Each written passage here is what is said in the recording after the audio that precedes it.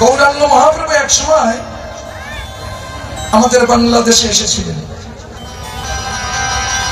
তিনি তখন তো এত গাড়ি ঘোড়া না, নদী পথে আর পদব্রজ, মানে পায়ে হেঁটে। কোথায় গিয়েছিল? শ্রীহট্টে। শ্রীহট্ট ছিলেন সিলেট, আমাদের বাংলাদেশের সিলেট। সিলেটে মানে ঢাকা দক্ষিণ বলে একটা জায়গা আছে, জায়গাটার নাম হলো ঢাকা দক্ষিণ। ওই ঢাকা দক্ষিণে মহাপ্রভুর পূর্বাপুরুষের জন্মস্থান। আমরা দেখে এসেছি, আপনারা পারলে দেখে এসেছেন। এইবার ওইখানে বেঁচে আছে তখন মহাপ্রভুর ঠাকুরমা। ঠাকুমা বলেন তো। এখন এই ঠাকুরমা যখন নিমাই মাতৃগর্ভে, তখন ওই ঠাকুরমা স্বপ্ন দেখেছে সচিমাতা কোথায় জানেন? নবদ্বীপে। আর সচিমাতার শাশুড়ি তখন শ্রীহট্টে, মানে সিলেটে। স্বপ্ন দেখছে যে আমার জগন্নাথের ঘরে বৃন্দাবনের বাসিয়ালা জন্ম নিচ্ছে। তারপরে তো সবার সাথে বলবে না, আগেকার মানুষ তো যারা নবদ্বীপে যায় তাদের বলে, গো আমার জগর সঙ্গে দেখা হলে তোমরা একটু বলো তো ওর ঘরে একটা ছেলে হবে, ছেলেটা হলে যেন আমাকে একটু দেখিয়ে নিয়ে যায়। এখন এ সংবাদ জগন্নাথ মিশ্রের কর্ণে উঠেছে। নিমাই যখন মানে একটু একা একা চলার মতো হয়েছে, ওই 16-18 বছর বয়স হয়েছে, তখন বলছে, নিমাই তোমার ঠাকুরমা এখনো জীবিত আছে, শ্রীহট্টে ঢাকা দক্ষিণ, তা তোমাকে একটু দেখতে চেয়েছে, তুমি একটু দেখা দিয়ে এসো। বাবার কথা শুনে মহাপ্রভু এসেছেন সেই ঢাকা দক্ষিণ শ্রীহট্টে। এসে বাড়ি এসে তখন ডাকছে, ঠাকুরমা, ও ঠাকুরমা, ও ঠাকুরমা, ওদিকে কি? আমি তোমার ডাকছি, শোনো। কে রে? কে ডাকে এমন করে আমাকে?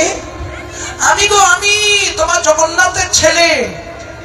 ও আমার জগন্নাথের ছেলে? গায়ে মাথায় হাত বুলাচ্ছে। বুড়ি তখন চোখে দেখতে পায় না, দৃষ্টিহীন হয়ে গেছে। তখন গায়ে হাত বুলাচ্ছে আর বলছে, দাদু ভাই তুই ধলা না কালা? সিলেটের ভাষা তো আঞ্চলিক। তুই ধলা না কালা? তার মানে আমরা জানি ফর্সা না কালো, পরিষ্কার না কালো। মহাপ্রভু বলছে, ও ঠাকুরমা আমি তো ধলা। ধলা না হলো, কি হলো না? বলছে, আমি যারে দেখেছি সে যে কালা, সে তো ধলা না। তাহলে আমার স্বপ্নই হলো মিথ্যা হয়ে গেল, আমার স্বপ্ন সত্য হলো না।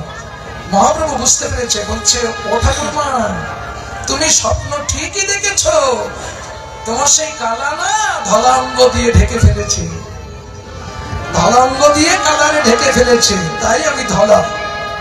বলছে, তোদের ওইসব কথা আমি বুঝি না, আমি ওসব বুঝি না। আমি যা স্বপ্ন দেখেছিলাম, মুখ ভরা আশায় ছিলাম, সে তুই না, সে তুই না। মহাপ্রভু বুঝতে পারছে। বুঝতে পেরে তখন বলছে, ঠাকুরমা, ও ঠাকুরমা একটু আমার দিকে ফেরো। ফিরেছে, চোখে হাত বুলিয়ে দিলেন, কমল হস্ত বুলিয়ে দিলেন, দিব্য দৃষ্টি ফিরে পেল। মহাপ্রভু আমার কৃষ্ণ বর্ণ হয়ে সামনে দাঁড়িয়েছে। দেখো তো ঠাকুরমা, আমি তোমার স্বপ্নে যারা দেখেছি সেই কিনা? হ্যাঁ হ্যাঁ, এই তো এই তো, তুই যে বললি তুই ধলা, আমাদের মিথ্যা বললি কেন? ঠাকুরমা দেখেছ তো? হ্যাঁ, আমি একেই দেখেছিলাম, একেই দেখেছিলাম। তাই আমি যখন যে কয়বার গেছি ওখানেকার গৌর হলো কৃষ্ণবর্ণ। আমি প্রশ্ন করেছিলাম, ওই মিশ্র পরিবারে একজন গুরুদেব ছিল, তিনি আমাদের সাতক্ষীরা টাতক্ষীরা অনেক শিষ্য সম্বন্ধ করেছিল। তিনি আছেন কিনা আমি সঠিক জানি না। আমি বলছি, প্রভু গৌর তো বলি তো হেমবর্ণ, তো আপনারা কালো গৌর কোথায় পেলেন? কৃষ্ণবর্ণ। তখনই সেই মিশ্রবর আমাকে এই কাহিনীটা শুনিয়েছিল। যে এই কারণের জন্য আমাদের এখানের গৌর কৃষ্ণবর্ণ। ঠাকুরমাকে দেখা দিয়েছিল কৃষ্ণবর্ণ হয়ে, সেই বর্ণটা আমরা এখনো ধরে রেখেছি। এইবার ওখান থেকে ঠাকুরমার বাঞ্ছা পূর্ণ করে ঢাকা প্রতাপ রুদ্রের বাড়ি হয়ে যশোরে প্রেমবাগ বলে একটা জায়গা আছে, ওইখানে থাকতো রূপ সনাতন, নবাবের উজিরিগিরি করতো।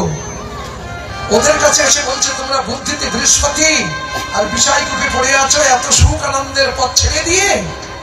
ওই একদিন ওদের কি একটু কানে কানে বললো, ওরা গৌড়ের কি দেখলো, ওরা নবাবের চাকরি ছেড়ে দিয়ে চুরি করে পালিয়ে বন জঙ্গল নদী পথে চলে গেল শ্রীধাম বৃন্দাবন। তখন বৃন্দাবন জঙ্গল, বনটা বন, মানুষ বসবাসের উপযুক্ত ছিল না। দুই এক ঘর ব্রজবাসী এখানে ওখানে বাস করত। তখন ওই রূপ সনাতন চলে গেল। রঘুনাথ দাস গোস্বামী কলকাতা পানিহাটিতে মহাপ্রভুর রূপ দর্শন করে, জমিদারের ছেলে রঘুনাথ দাস গোস্বামী বাবার জমিদারি ছেড়ে পালিয়ে চলে গেল পুরী ধামে, উড়িষ্যা।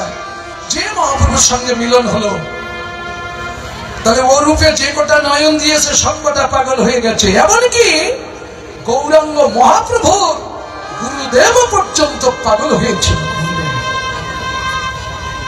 চেনেন তো মহাপ্রভুর গুরুদেবের? বলুন তো কে? মায়েদের কাছে শুনছি, আপনারা তো অনেক খবর রাখেন। বলুন তো গৌরাঙ্গ মহাপ্রভুর গুরুদেবের নাম কি ছিল? সেরেছে।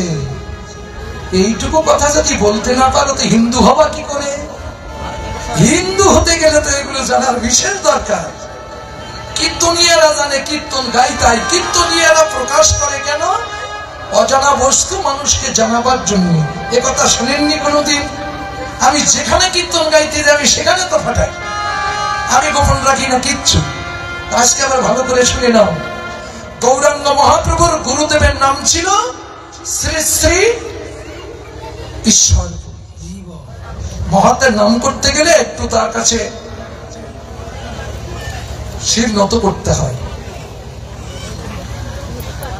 ঈশ্বরপুরী যেদিন মৃত্যু শয্যায় সজ্জিত, তার নিকটতম একজন ভক্ত ছিল, নাম ছিল তার গোবিন্দ দাস।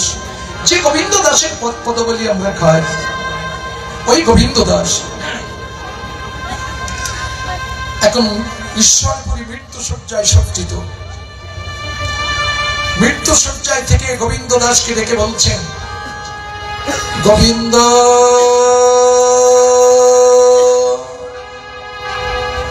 একবার আমার কাছে আয় তো। গুরুদেব, আপনি আমাকে ডেকেছেন? হ্যাঁ বাবা, আমার কাছে আয়।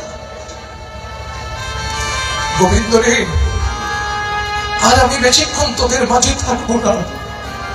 সুন্দর পৃথিবী ছেড়ে, তোদের মতো ভক্ত সমাজ ছেড়ে আমি যে জন্মের মতো চলে যাবো বাবা, তোদের মাঝে আমি আর বেশিক্ষণ থাকবো না। তবে বাবা, আমার তো এমনি কোনো সন্তানাদি নাই। ভক্ত সন্তান, শিষ্য সন্তানই তোরাই আমার সন্তান। তা দেখ বাবা, আমি কাঁদছি, আমি চলে যাব সে দুঃখে আমি কাঁদছি না। আমি কাঁদছি, আমি এত সুন্দর মানুষগুলো জন্ম নিয়ে আমার জীবনে কিছু অসমাপ্ত কর্ম রয়ে গেছে, যেগুলো আমি সমাপ্ত করতে পারিনি। তাই তুই আমার শিষ্য, তাই তোকে বলে যাচ্ছি, যদি তুই আমার অসমাপ্ত কর্মটা সমাপ্ত করতে পারিস, আমি মরে যেও শান্তি পাবো বাবা। গোবিন্দ দাস বলছে, গুরুদেব আপনি কাঁদবেন না, আমি আপনাকে কথা দিচ্ছি, আমার এই দেহে যতদিন প্রাণ আছে ততদিন আমি চেষ্টা করবো আপনার সেই ইচ্ছা পূর্ণ করবার জন্য। বলুন আমাকে কি করতে হবে? তখন ঈশ্বরপুরী বলছে, গোবিন্দ রে, আমার কাছে আয় বাবা, কাছে আয়, বস। এবার বলছে, গোবিন্দ আমার জন্মস্থান কলিকাতা হালি শহরে। শিশুকাল থেকে আমার মনে বড় সাধ ছিল আমি একটু ভগবানকে দর্শন করব। তাই আমি শিশুকালে ঘর থেকে বেরিয়ে পড়ি, কত তীর্থ পর্যটন করেছি, কত সাধুগুরু বৈষ্ণবের সঙ্গ করেছি। এমন ভাবে ঘুরতে ঘুরতে ঘুরতে ঘুরতে শুদ্ধাচারী একজন বৈষ্ণবের সাক্ষাৎ হয়ে গেল। নাম ছিল তার শ্রী শ্রী মাধবেন্দ্রপুরী। এই মাধবেন্দ্রপুরী গোসার চরণে যখন আমি আশ্রয় গ্রহণ করলাম, তখন আমি গুরুদেবের চরণ দুটি জড়িয়ে ধরে কেঁদে বলেছিলাম, গুরুদেব, আপনার কমল হস্তখানা আমার মাথায় রেখে একবার আশীর্বাদ করুন। আমি শুনেছি অনেক মানুষের মুখে নানা ধরনের সার্থকতা হলো ভগবানকে দর্শন পাবো। আমি ধন ঐশ্বর্য কামিনী কাঞ্চনে কিছুই চাই না, আপনি আমাকে আশীর্বাদ করুন, আমি যেন ভগবানের দর্শন করতে পারি। আমি আর কিছু চাই না।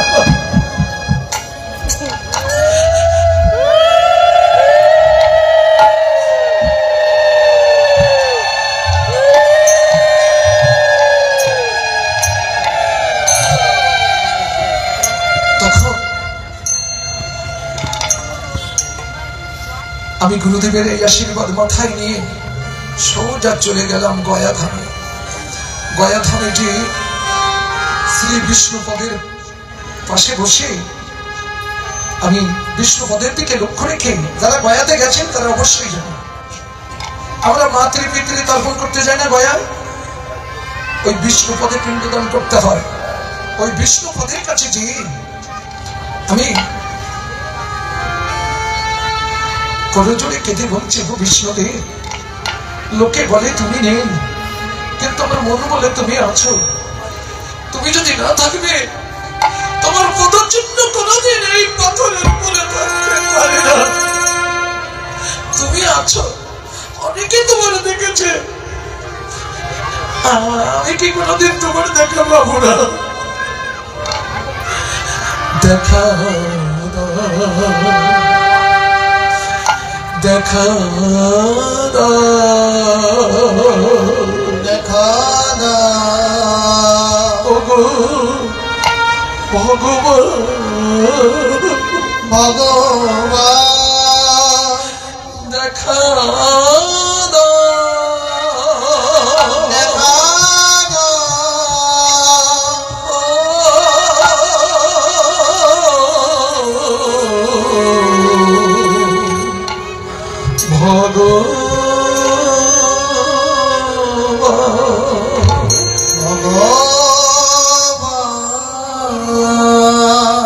আমি যখন এমন আর্তনাদ করে কাঁদছি, একদিন দেখি তপ্ত কাঞ্চনের মতো চেহারা একটা যুবক এসে সে ওই বিষ্ণুপদে পিণ্ড দান করে দান করে বাড়ি মারছে। তার কপাল কেটে রক্ত ছিটকে ছিটকে বিষ্ণুপদ লাল লাল হয়ে যাচ্ছে। তখন ওই ছেলেটির দৃশ্য দেখে আমি আর সহ্য করতে পারলাম না। আমি ছুটে গিয়ে ওই ছেলেটিকে বক্ষ বাজারে জড়িয়ে ধরলাম। খোকা, ও খোকা, তোমার বাড়ি কোথায় বাবা? ছেলেটি বলল, আমার বাড়ি নদিয়ায়। নদিয়ায়? কি নাম তোমার বাবা? নিমাই। নিমাই? বাহ, বেশ সুন্দর নাম তো। আচ্ছা বাবা, তুমি এখানে এমন করে কাঁদছো কেন? আহারে, দেখো তো তোমার কপাল কেটে রক্ত ঝরছে। আমি তখন ছেলেটির কপালটা মুছিয়ে দিলাম। ছেলেটি তখন বলছে, আমি কাঁদছি কেন জানেন? আমার পিতৃদেব ব্রত হয়েছে, আমার জন্মদাতা পিতা মারা গেছে, তাই আমি পিতৃ তর্পণ করতে গয়া ধামে এসেছি। প্রথম পিণ্ড দান করেছি আমি ফাল্গুন নদীতে, দ্বিতীয় পিণ্ড দান করেছি আমি অক্ষয় বটে, তৃতীয় পিণ্ড দান করতে এসেছি শ্রী বিষ্ণুপদে। তাই বিষ্ণুপদে পিণ্ড দান করে আমি বিষ্ণুদেবের কাছে কেঁদে প্রার্থনা করে বলছি, গো বিষ্ণুদেব, আমার পিতা যদি আমাদের লালন পালন করতে যে এই মায়ার সংসারে যদি কখনো কোনোদিন তোমার চরণে কোন রকম অপরাধ করে থাকে, আমি তার আত্মজ, আমার পিতার আত্মা শক্তির বহির বিকাশ, আমি পুত্র, যদি কোনো সাজা প্রাপ্তি হয় সেটা তুমি আমাকে দিও, আমার বাবাকে যেন কোনো কষ্ট দিও না। খোকা, ও খোকা, বয়সে তুমি নবীন হলেও জ্ঞানে তো তুমি অনেক প্রবীণ। আচ্ছা বাবা, তোমার গুরুদেবের নাম কি? তুমি দীক্ষা নিয়েছো? না, এখনো দীক্ষা নাওনি, তাই তোমার ভিতরে এই জ্ঞান। দীক্ষা নেবে বাবা? কে দেবে আমাকে দীক্ষা? কেন বাবা? যদি তুমি চাও আমি তোমাকে দীক্ষা দেব। সেদিন আমি ওই নিমাইকে দীক্ষা দিলাম। নিমাই আমার কাছ থেকে দীক্ষা নিয়ে আমার গুরু দক্ষিণা দান করে আমার চরণে ভক্তিপূর্ণ প্রণাম করে নিমাই নদিয়াতে চলে গেল। নিমাই যখন নদিয়ায় চলে গেছে, আমি তখন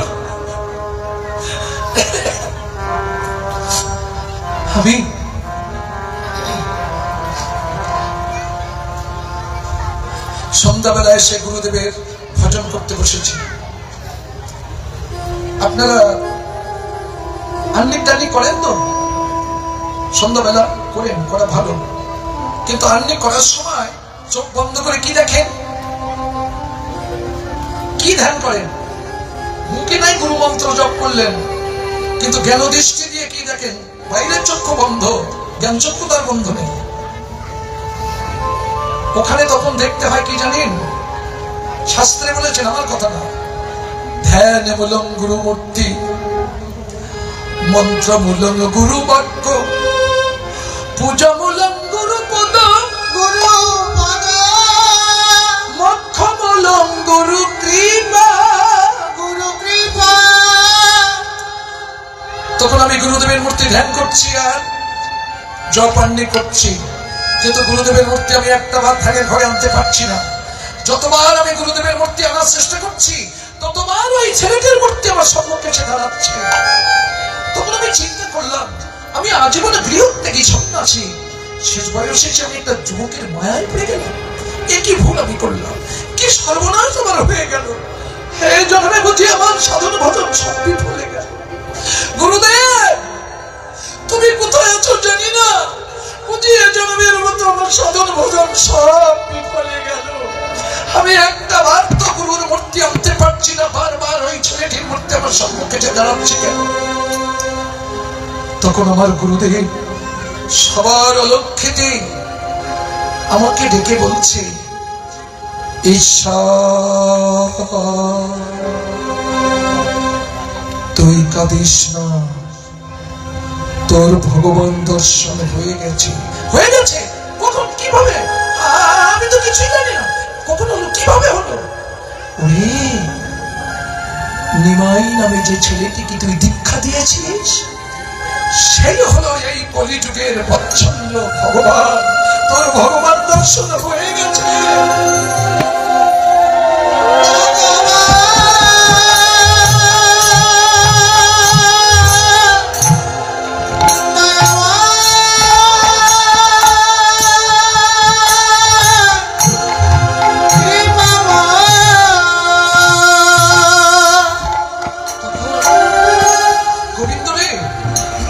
মাথায় যেন বজ্র খসে পড়লো।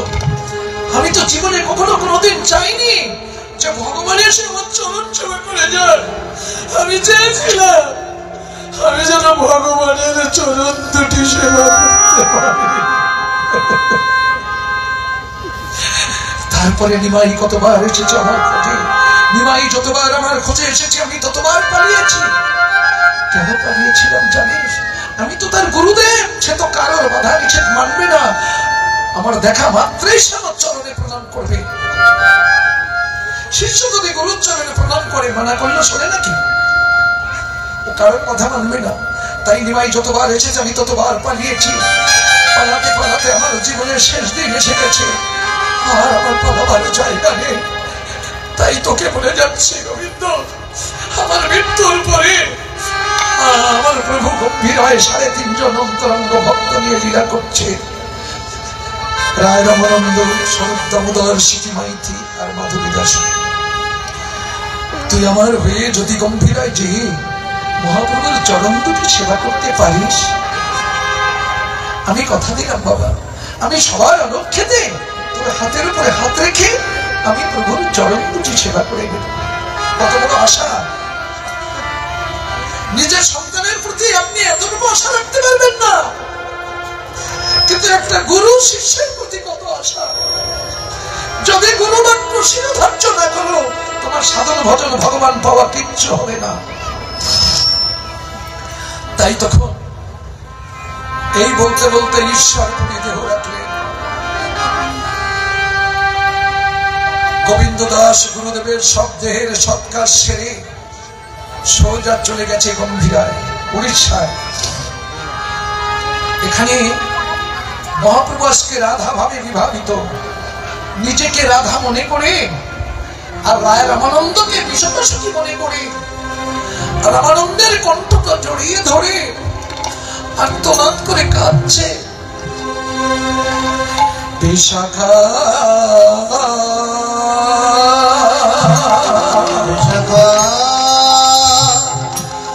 তবে কি আমি এ জীবনে কৃষ্ণকে কোনদিন পাব না?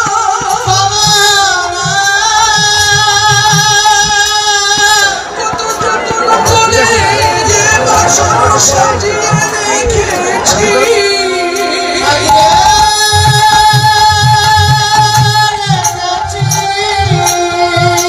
এ বাসরে কি কোনদিন আমার কৃষ্ণ আসবে না? আসবে না।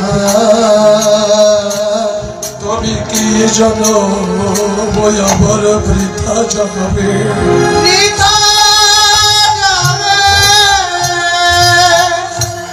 ঠিক এমন সময় গম্ভীরার দরজায় এসে ধাক্কা দিচ্ছেন।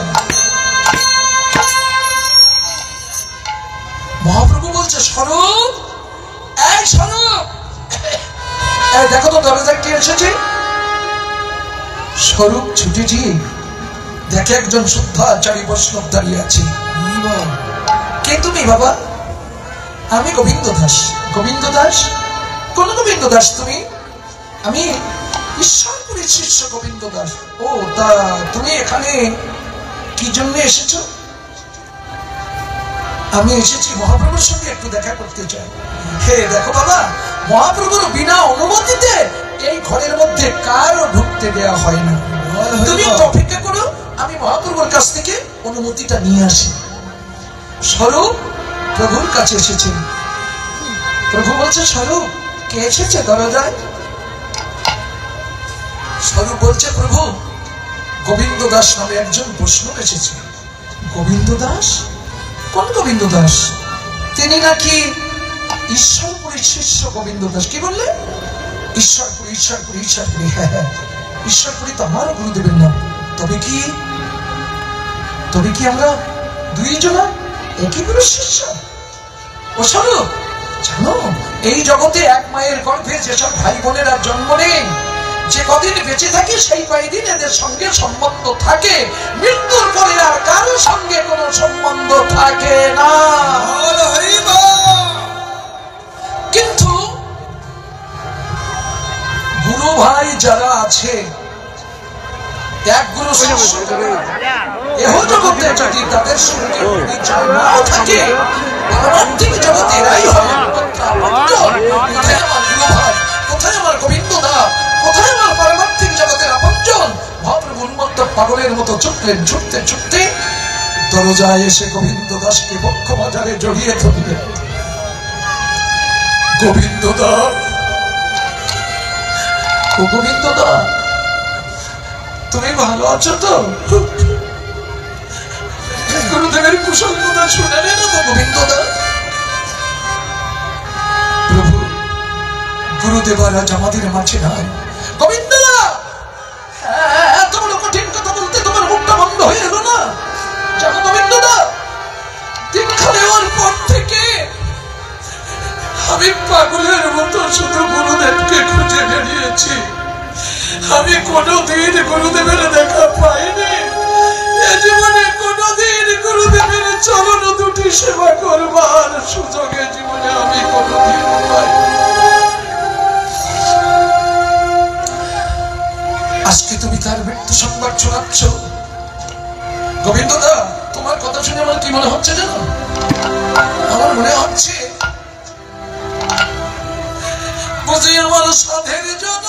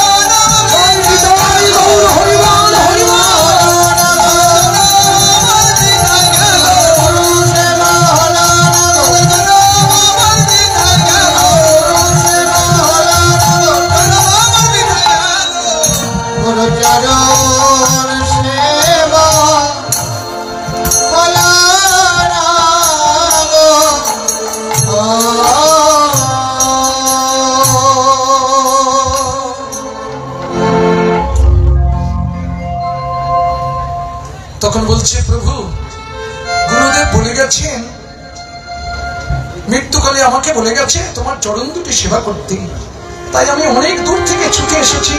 প্রভু তোমার চরণ দুটি সেবা করার অনুমতি দাও আমাকে। গোবিন্দ দা, এ তো কখনো হয় না, হবে না। কেন হয় না? গোবিন্দ দা, তুমি কেন বুঝতে পারছো না? যে হস্ত দিয়ে তুমি আমার গুরুদেবের চরণ সেবা করেছো, সেই হস্ত দিয়ে তুমি কোনোদিন আমার চরণ সেবা করতে পারো না। এ কখনো হয় না। গোবিন্দ দাস বলছে, প্রভু আমি মৃত্যুকালে গুরুদেবকে কথা দিয়েছি, চরণ আমি তোমার সেবা করবই। আমি কত দূর থেকে ছুটে এসেছি তুমি জানো, কিন্তু তুমি যদি স্বইচ্ছায় চরণ সেবা করতে না দাও, আমি জোর করে তোমার চরণ সেবা করব। তবু আমার গুরুদেবের শেষ ইচ্ছা আমি অপূর্ণ রাখবো না। মহাপ্রভু বলছে, এই সেরেছে ভক্ত যে বড় শক্ত, এর কাছে তো আমি জোর করে পারবো না। তখন মহাপ্রভু কি করলো জানেন? দরজা আর দিয়ে শুয়ে পড়লেন, উঠে পড়ে গুমড়ে গুমড়ে কাঁদছে মহাপ্রভু। গোবিন্দ দাস বাহিরে দাঁড়িয়ে বলছে, প্রভু তোমার দেহটা একটু সরাও, আমি ভিতরে যেয়ে তোমার চরণ দুটি সেবা করব। মহাপ্রভু বলছে, গোবিন্দ দাস আমার দেহ আমি আর সরাতে পারছি না, আমি যে মহাপ্রসাদ পাচ্ছি আমার দেহ আমি সরাতে পারবো না। প্রভু তোমার দেহটা সরাও, নইলে কিন্তু আমি ডিঙিয়ে ভিতরে যাব। যা ভক্ত কেমন দেখেন ও মায়েরা, কেমন ভক্ত দেখেন। আজকে মহাপ্রভু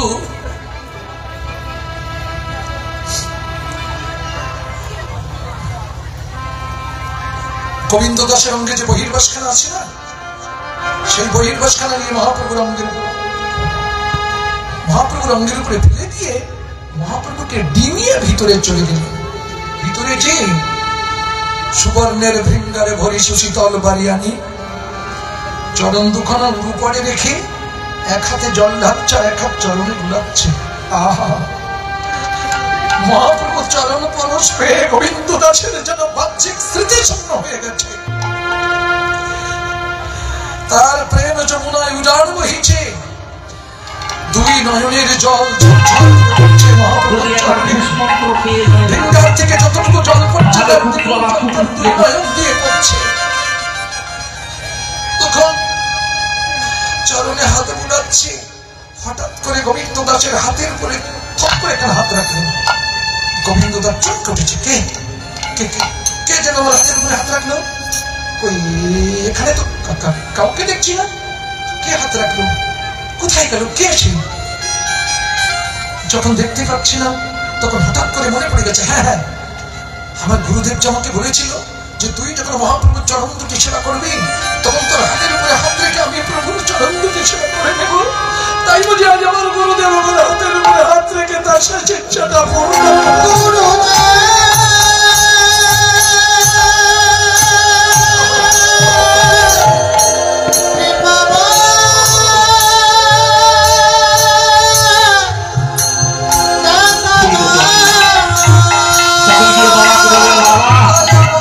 Oh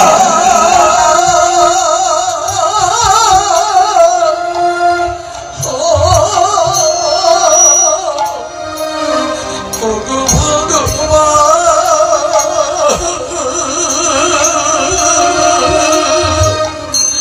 শুধু এ জন্মে নয়, জন্মে জন্মে যুগে যুগে আমি যেন তোমার চরণ সেবা করতে পারি, সেবা করতে পারি।